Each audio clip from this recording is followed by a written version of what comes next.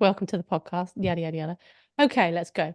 Steph's email this week, and I appreciate this is going to be coming out a few weeks after your email, was about you noticing your arms and noticing that your arms were showing signs of aging. I'll let you talk about that more in a minute. And when I read it, I was like, we're just so in sync. The first thing I want to say before we start talking about this is I was the person who was fine with the idea of aging. Fine. I can remember on my therapy training when I was 30 and there were these women in my class who were in their 40s. And I remember them talking about aging and how they didn't like the fact they had lines around their eyes and all of this. And I remember looking at them and going, I think you look amazing. There's nothing wrong with looking how old you are. And I think you look great. And I've always said and gone on to anyone who will listen, they're talking about fillers or something. I don't mind looking older. Okay, you probably see where this might be going. I went to Oxford a couple of weekends ago with a friend and she took some photos. We swapped photos at the end of our trip. We sent them to each other. And I looked at all the photos of me. And in my mind, I suddenly looked a lot older than how I'm used to perceiving myself. And I had a moment, I had a little twinge of something in me, a discomfort where I thought, gosh, I'm looking older. That feels uncomfortable. But I didn't stop and dwell or really think about it. And then that was at the weekend. Then the Friday afterwards, I went shopping. I was going out on the Saturday and I was in one of those, I'm going to buy myself something new to wear tomorrow moods. And so I was going from shop to shop to shop, trying on things. And it was one of those days where everything I tried on, I felt it didn't fit me properly, or I was looking myself in the mirror and I'm not sure what I was seeing, but everything looked really out of proportion to how I was expecting it, or part of my mind's thinking it should look. And I'm having this discomfort, and I noticed it, and I'm like, oh gosh, I'm feeling a bit uncomfortable, like from a body image perspective here, because nothing feels like it's fitting the way I think it should fit or looking the way I think it should look. And then it was towards the end of it, I was in Marks and Spencer's in their changing rooms, and I saw myself in the mirror up close. I was already so aware that I was feeling low, and it wasn't like how we've sometimes spoken about a flood, like a flood of something. It was more of a sinking feeling, and it was just, I think the word I would use to describe would be grief, because when I saw myself in the mirror, what I saw looking back at me just seemed like, and I just want to say, like, this is what's going on in my mind at the moment. I have kind of very different views in terms of what my values are, my higher level values are, but this is what was just being triggered off for me in the moment. That I was just looking at this aging face and I felt like I just wanted to cry. And in fact, I think I did cry a bit in that moment. And I was like, I need to just get home. I need to get home so that I can just have a really good cry. And I went and I got in my car and I drove home, and this heaviness just hung over me. This was about 5 p.m. So I had the evening ahead of me, carried all through the evening. And then I went into the next day and I was going out with friends. I was out from lunchtime and we ended up staying out. Well, a couple of us ended up staying out to 1 a.m. So we've gone out at lunchtime and we've stayed up till 1 a.m. And yes, we'd had a few drinks. And yes, there was dancing. And then I woke up on Sunday morning and my body just hurt. My back was hurting. My legs were killing me because my body can't really or doesn't feel good after exerting itself as much as I clearly was on the Saturday on the dance floor. And so it was this another wave of this feeling of this body that is getting older, it's looking different, and it can't even go for a night out and do some dancing. That was how I felt in the moment. So Sunday again was just another sad day. The whole time though, when I'm experiencing this, I'm thinking of it like this is a bad body image moment. I was really careful not to go into that there's anything wrong with my body, because it didn't feel like I was going, oh, my body's wrong. My body shouldn't be like this. It was just sadness that it was. So then when your email came through on the Wednesday and you were talking about your arms and some of the feelings that you were having about that, I was like, we're like one mind sometimes, Steph. Did it make you feel better? Well, I think by that point, I kind of, I felt like it had shaken off. I saw it and I was like, it felt like a resonance. It felt like, oh, this is something we could bring to the podcast, was my first thought, if I'm honest. And a little bit of, oh, I'm not the only one. There was a bit of that too. Yeah.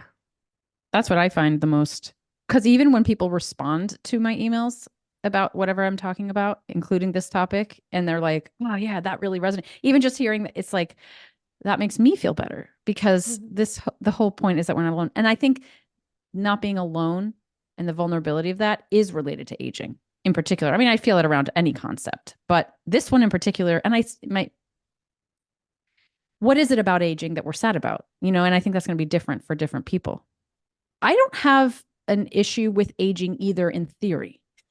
Like the idea of it doesn't actually, I kind of feel like I'm a 65-year-old woman. I feel like I've been a 65-year-old woman my whole life. Me Like, too. Not my whole life, for about 15 years. no, I feel like I've always been excited to, I not necessarily to be like 85, but 65, because I feel like I want to be in the place in my life where I have more time in my day. I get to do what I want. There's this, I want to travel. Like there's an excitement to it.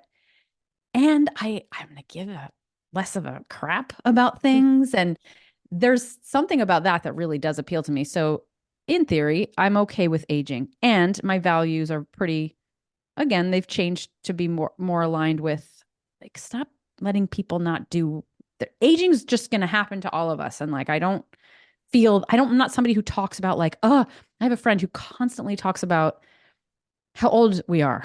like every time we get together, it's another rendition of, I can't believe how old we are.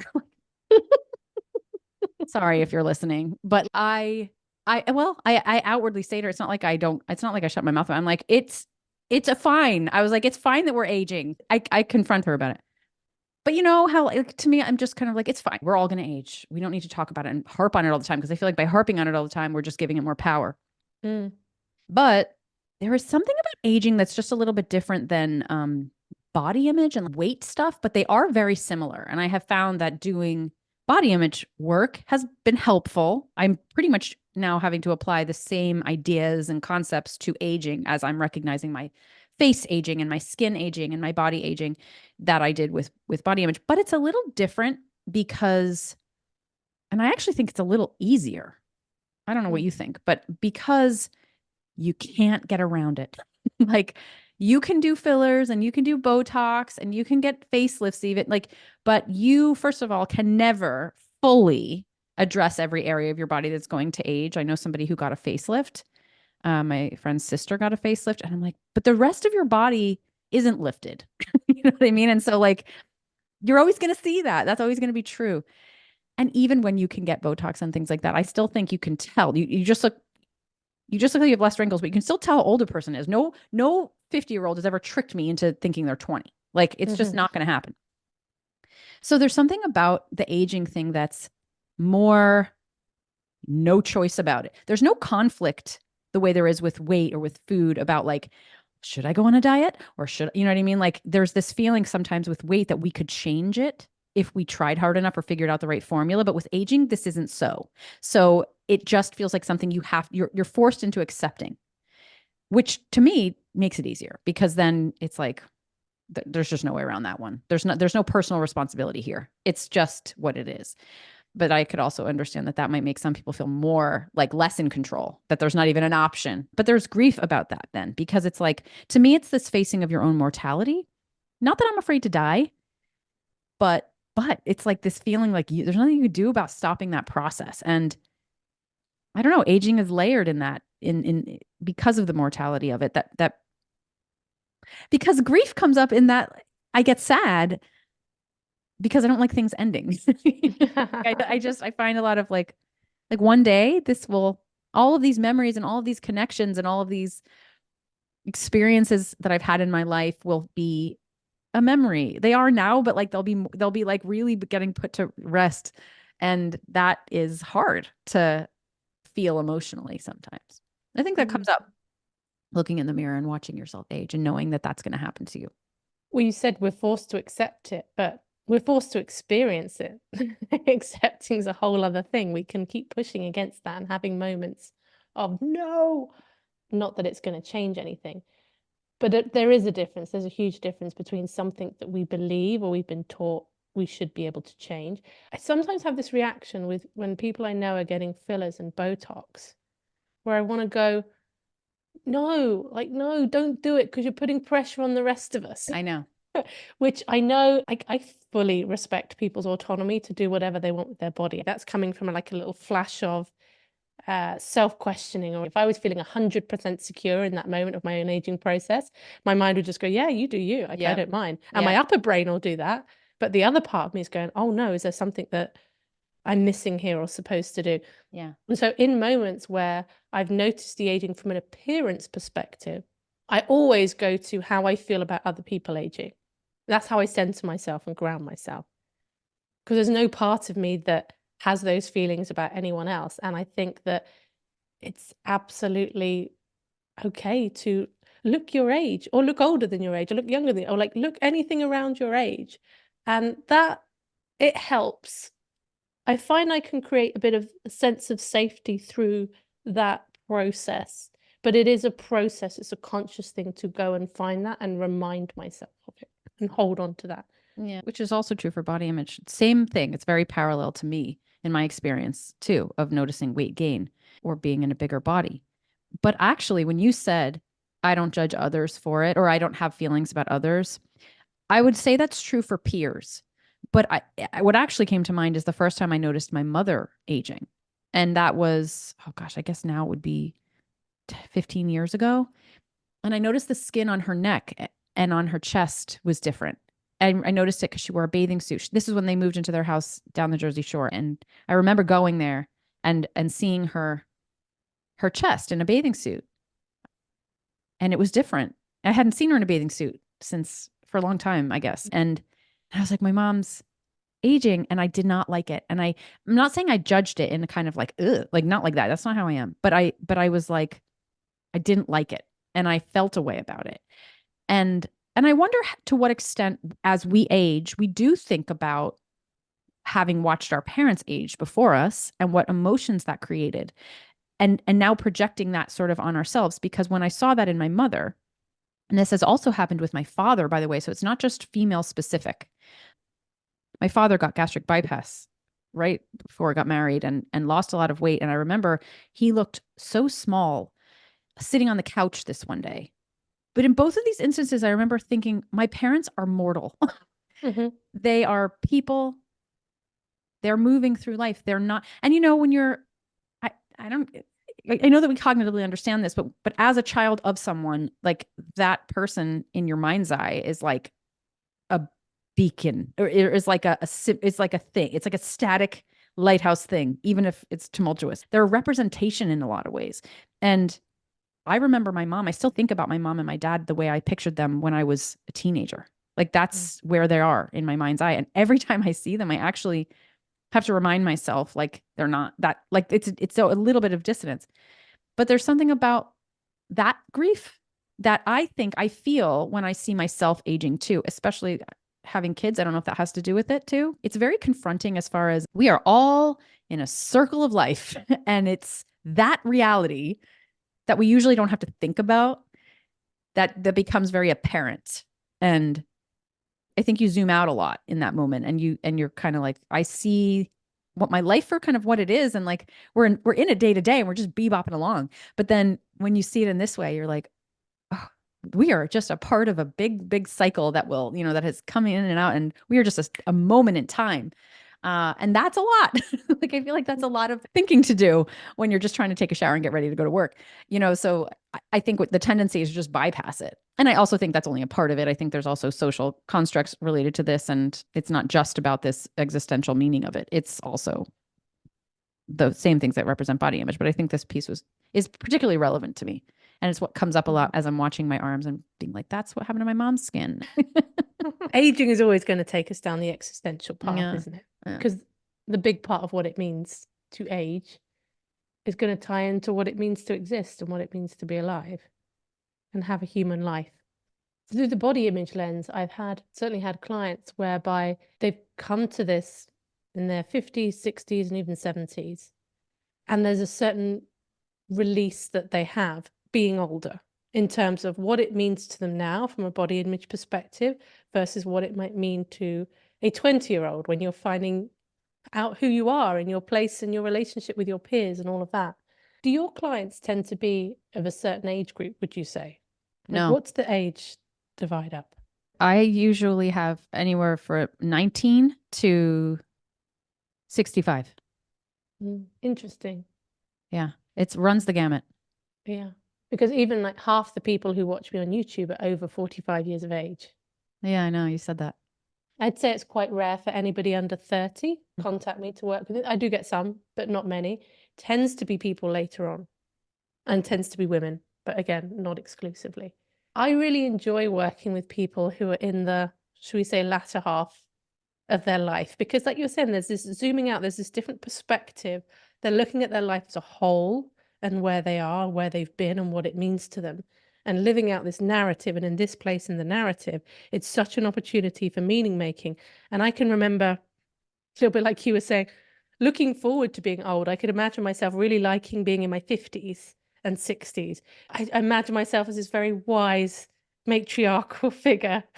And I like the idea of that role. I like the idea of being liberated from being, from a societal perspective, like a sex object for people, and more depth, less objectification in the sexual sense. I think we're always being objectified in various ways. There's a certain freedom in that to find deeper meaning, and that is very appealing to me Yeah. and my personality. Yes. And I would agree, except that, and we might be different in this way.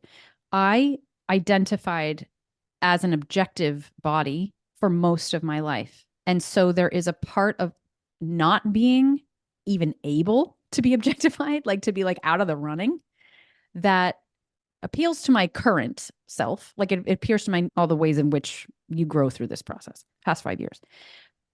But to the everything else before it and the parts of me that are still her, there's like but what value will we have then? You know what I mean? Like not even what value will we have? Because I can answer that. And I think in an embodied way, I can answer that now. But like almost this fear of like, but what if, what if that doesn't pan out? Like you can't fall back to this. You know what I mean? Like that will no longer be an option. And there's something about that I guess once you've got it in there for a long enough period of time, it still comes up as this thing. But there's a freedom in that, and it's like a double-edged sword. I went away with my friends. We have a girls trip we do every few years. And last year we did this. It was about a year ago now. And we went away, and it was this adults only place we stayed at. There were so many young people there. There were so many bachelorette parties, there baby moon people, couples. They were all in like their 20s. It was a very 20s focused vacation. I felt like watching. And we just did that. So the four of us, one of whom is the one who always talks about aging, we kind of like watched all of this in this way where we were like, thank goodness that we are not feeling like we need to be bikini ready. Now we're just like enjoying the fact that we don't care. And we're just laying there doing what we want all day. We're impressing nobody. We're kind of invisible because certainly most of the people, including like the staff, are like looking at all these 20 somethings. They're just concerned with us as like, what kind of tip are we going to give? They're not concerned about looking at us. And there's something really liberating about that I really enjoyed. And I was like, oh, that pressure's off. It's really nice to be invisible. But I've had a lot of clients say too that like that invisibility is actually part of the problem. And I get that as well, where it's like when you are invisible, there's a freedom in it, but there's also like a grief in it. Like nobody cares. Like nobody cares. So it's like, which tone of voice are you saying that in? Like nobody gives a crap about me, but they also, never really cared about me. I know that. When but when you have an objectified identity, sometimes I think you can, and I'm going to represent those people for whom we cognitively get that. But sometimes that embodiment is slower.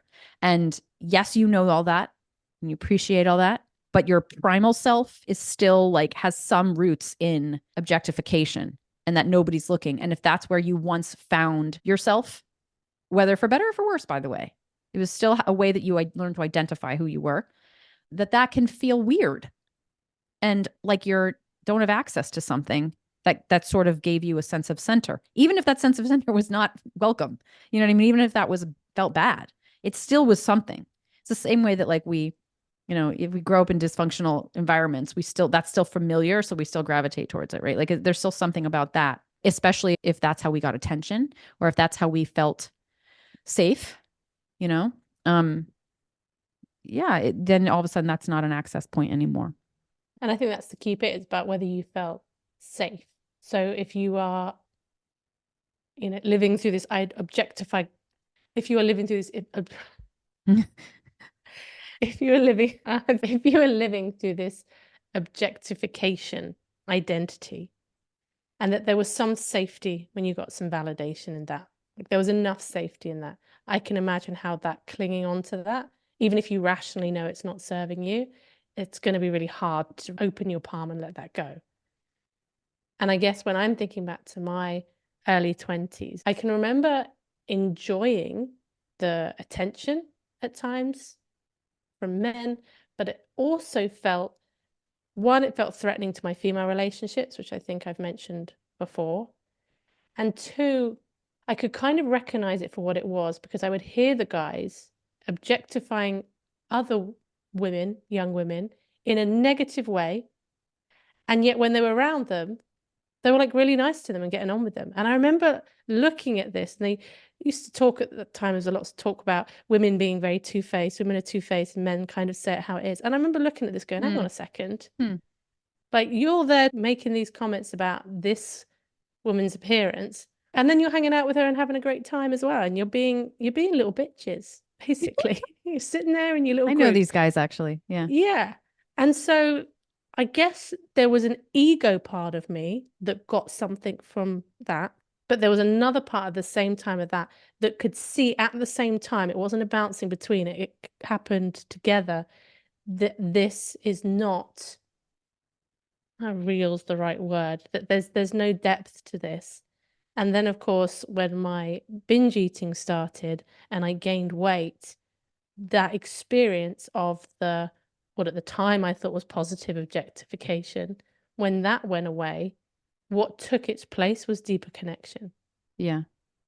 And that, I think for me, because it happened in a shorter period of time, whereas I think you said pretty much from when you became quite self-conscious of having a body, that's been there for like over 20 years, this. So how long that's been living in your body. Whereas I feel like for me, I didn't grow up with quite the same level of objectification of the body. There was this period of time, maybe about 8 years, where I think I was very like that. And then I was just shoved out of it by going into an eating disorder, which wasn't the eating disorder that me thin. It took me the other way, away from this kind of societal ideal. And I was kind of like slam punched out of it, I think, a bit quicker. And maybe that's relevant here in the way that I think and talk about it compared to how you do. Well, for me, it was actually 30 years. I remember being self-objectifying by 10 years old. And that went all the way to 40 and probably beyond that, because it's not like I shut it off at 40 when I started to recover. But it's like for a lot of that time, I didn't consider myself objectively like, my body wasn't the calling card, but I was still objectifying. So it's interesting that for me, the binge eating didn't necessarily push me out of it. It kept reinforcing that I was failing it. Maybe the more to the point is how young this begins and how ingrained it is from the beginning, because I kept holding on. You are saying that you let it go, or that you sort of felt like it left. I'm more of a defeatist. So I felt defeated. Don't get me wrong, I did fight with it for a number of years, but I was defeated quicker, I think, because okay. I think there's more fight in you. Yeah, there's a fire in you. There's both. I was like, oh. There's both. I certainly resonate with defeatist. I absolutely was defeatist, but then I would rally and be like, I'm gonna fight it, like, and then I would get so mad. The anger, right? The anger would kick in. But geez, it keeps you in a loop.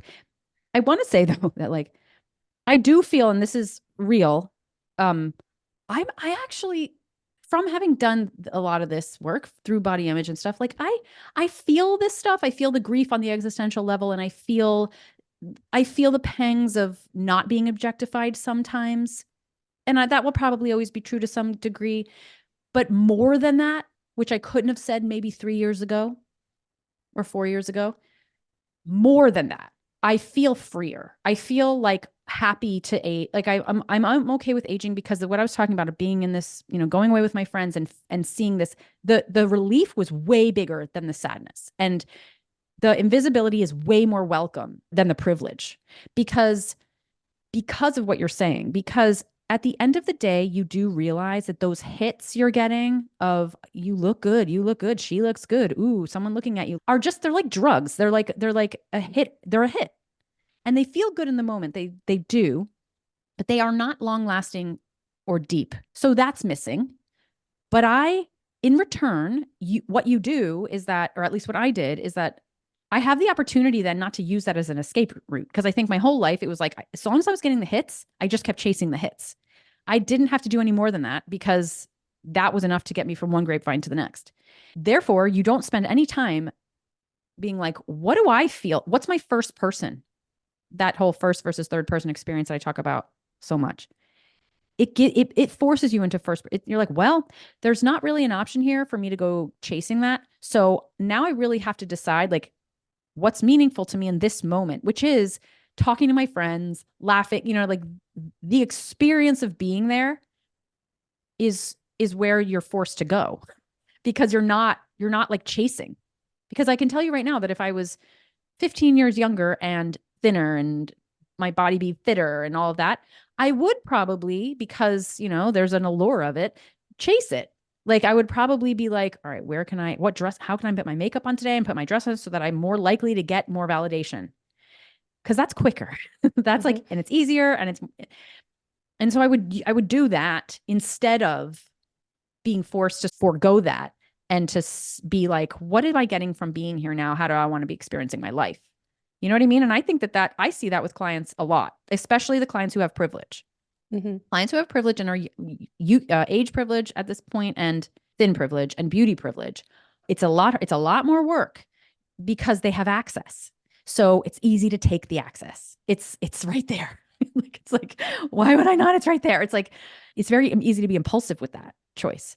And when you don't have that choice right in front of you, it's so much easier to reroute and to come back to self and to connect with self and to your friends and to, to these other connecting things because the option's just not there. So I think that for me, once I really released this idea of like objectification being an option, I leaned into life and that sounds so cliche and corny, but I did. And that is what I'm excited about living the rest of my life for. Like, I'm so excited to do that ongoingly, like, which provided my knees don't give out, that I can't walk anymore, which is another angle we might want to bring up, which is what you alluded to in the beginning, which is like the actual function of the body interrupting that process. Yeah, maybe we could segue there unless you've got more to say on that other front. No, I was thinking about segueing that way as well. Let's see, we're just so in sync. That is the place I think where I do and will struggle with aging the most, and that is in the functionality of my body. Because I must admit, it's a niggly fear that I don't go there very often, so I don't spend a lot of time or energy worrying about it. But the niggly fear is one day I'm going to be old on my own, and that my health and basically I'm infirm and I can't do much for myself. How old are you picturing that?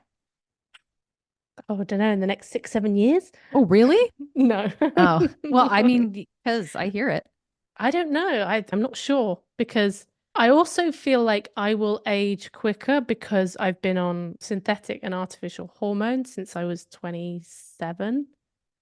I think that will take its toll. Because I think it takes its toll on the body. The body can't do all the functions that it's supposed to do on an optimal level, which includes cell repair and all kinds of things like that. I think it takes me longer to recover from injury. Huh? Oh, I would think the opposite. Like, you're getting exactly what you need to be getting. No, take something like growth hormone. I inject growth hormone at night. I get one spike at the beginning of the night. Your growth hormone, you're supposed to get little spikes throughout the day in response to things like exercise. You're supposed to get them a couple of times through the night when you're in your REM sleep. But obviously, I can't inject myself when I'm in my REM sleep. So when growth hormone is supposed to work optimally, that's not when I've got it. So if that's just one example. The estrogen is always all over the place because the patches are notoriously unreliable depending on storage. Every time I go, my estrogen readings are different. So my estrogen's all over the shop. Been taking oral progesterone for years, going through my digestive tract where progesterone doesn't particularly belong. What's the What's the impact I see. month on month, year on year on that? So I think there's lots of things that are better than not doing them, as in if I didn't take these replacements, I would be deficient and that would be worse. But I do think I will age quicker because I already think my body feels 15 years older than it is. I don't know because I don't know what a How other people 41-year-old feel. body is supposed to feel like, but I Yeah. imagine that my body feels more like someone in their late 50s. Okay.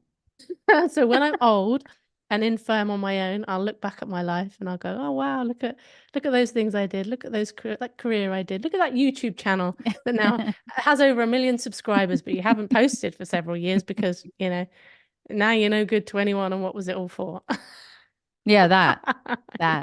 Well, at Yeah. that point, so my work around that idea is like when society ceases to have use for me, where will that leave me? And then it comes to, well, I will be in my first person enjoying life, but this is where it's like, well, what if I can't? What if I'm bedbound? I also want to say I feel like it's probably like a reasonable pre-programmed in our DNA thing to think about and fear, to worry about that. Because okay, so I up until recently, I have felt like I have battered my body in lots of different ways and paid no repercussions for it in terms of the physicality of it. So I had the invincibility, that idea of like, who cares what I do? Like my body bounces back. And then of course, after I turned 40, things started to change in that I got an ankle injury, and my ankle injury has now lent itself to a knee injury that I can't even go for a walk at this point. And physical therapy doesn't help. And it's like, so I've had a bit of catastrophic thinking around, is this the beginning of my limitations where now I can't walk? And what's it going to be? Is that going to reach a point where now I can't travel? I kind of think I'm getting a little bit ahead of myself, but yeah, this is where that vulnerability does come up. I keep coming to this place being like, well, that would suck. Yeah. Yeah. Not sure quite how to. All right, let me just be. I guess I'll just personally like. I still have hope though. Like I'm not defeatist about it. I feel like, you know what? I'll figure it out. There will be.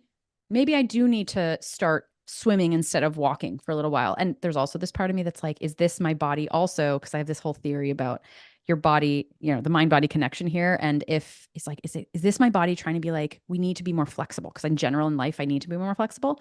And it's like, is this my body being like, I'm going to put this barrier here because you keep trying to get through this door. You keep trying to go for walks and runs.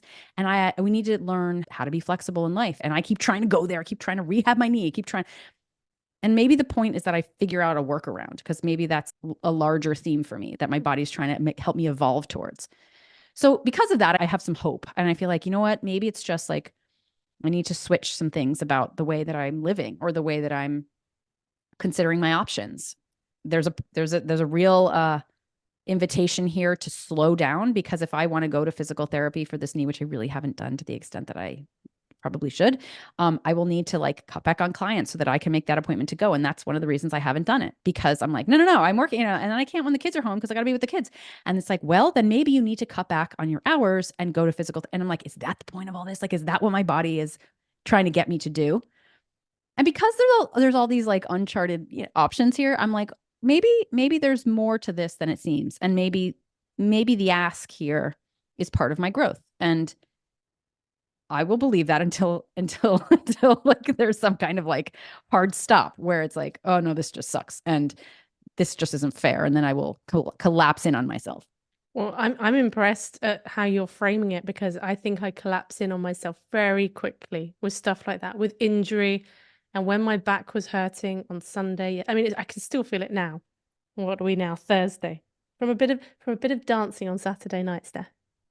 It might have been that, or it might have been the pissed yoga that I did on my yoga mat when I got in. I'm not sure because I don't know. But what are your options here? Options for this, for mobility, for what this means? Like, where are you collapsing? I guess I'm collapsing on this whole. My body's not doing what I want it to do, and so for a few days I wasn't even really able to do the yoga practices that I wanted to do because my back hurt. But on the flip side, because it's the same muscle, I can feel it's the piriformis, the one that I had yes, last I summer do. before I went away. It's that. So it's I know what it is. Okay. And I know that what I needed to do last time is stretch my hips and stretch my quad, not stretch around the piriformis area, because you want to activate all the muscles around it. That really helps and is helping. It's definitely better now than it was Sunday, Monday. It's been getting incrementally better. Okay. And quite quickly. So I'm not in a place of despair with it yet. I was a bit catastrophic on Sunday and on Monday because it was quite uncomfortable when I was working on Monday. But yeah, that's the place where I will go to. You're going to, like, my body is trying to tell me something and I want to listen and all of that. And I'm going to, what is wrong with my body? Will you just stop falling apart? Yes. I do too, by the way. Like, I have a very victim mentality. So my initial response is to victimize myself and feel bad for myself that, like, my body won't just cut me a darn break. I've had so many thoughts of, like, I just recovered. I did all this work and now it's got to be this. I can't just have a little bit of rest time. Like, you know, like, yes. And I lean into that because, again, we've talked before about giving yourself permission to give yourself a pit to wallow. Like, and I do it because I feel like I get mad and I get, like, really, like, should have known that life wouldn't throw me a bone. And that's ridiculous for me to say, by the way. Like, I recognize how silly that is and privileged that is. But I will lean into that. But then I'm like, no, it's like that force, the life force, which is what I think binging is. Not to say that we need to be participating in binging, but it's the life force against the restriction. It's the same concept. It's like this thing coming in being like, this is trying to push me down. No, I might have to slow down and modify my approach. I'm not going to bulldoze like I normally, like, that's my instinct, is to bulldoze. And I have done that too. I've, like, gone running on my bum knee. Like, I'll show you, body. I'm just going to run anyway. And then I'm like out. Then I'm like, now I've ruined my hip. But to sort of like to be like, I'll see your knee and I'll raise you physical therapy. You know what I mean? Like, or whatever it might be. And to work with this, there's a will in it. And until that will feels diminished, I think that's where I would feel scared. I think that's the point where I would feel hopeless because I've always felt will underneath me. And without that, I think I would fold. And hope, because there's hope in Hope this idea that your knee can improve, that there's things that you can do. Yeah. I wouldn't have will without hope.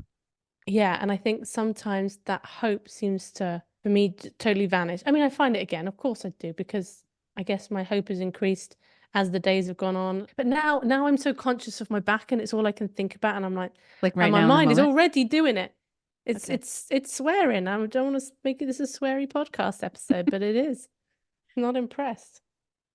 I wanted to say before we close that I know there's people listening to this podcast who are like, what the heck do you two know? You haven't even been through menopause yet. Excuse me. Oh yeah, that's excuse me.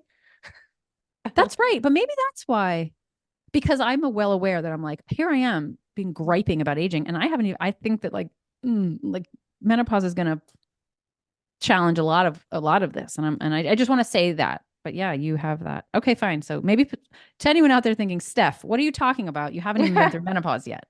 I know. And I'm sure I'll have more content in 10 years. Well, menopause aside, there could be people in their 60s, 70s, even 50s going, you guys are young. You're 41 and 45, because age is relative, right? And we can only speak about it where we are in our point on this journey, and to acknowledge that. I wanted to acknowledge it. Yes. I wanted to acknowledge it. Good idea. Good idea. Will, we are only about 5 weeks away from you coming to the UK, Steph. You excited? Yeah, I'm so excited because it's 6 weeks away /9. 6 weeks away when this comes out. Right. If you don't already know, Steph's going to be in the UK for 1 week, and we're doing a couple of in-person events that you might like to come and join us at. On Monday, the 20th of May, we're going to be in Brighton with Marcus Kane. That is an evening event. And we are going to be, have you planned your talk yet, Steph? Nope.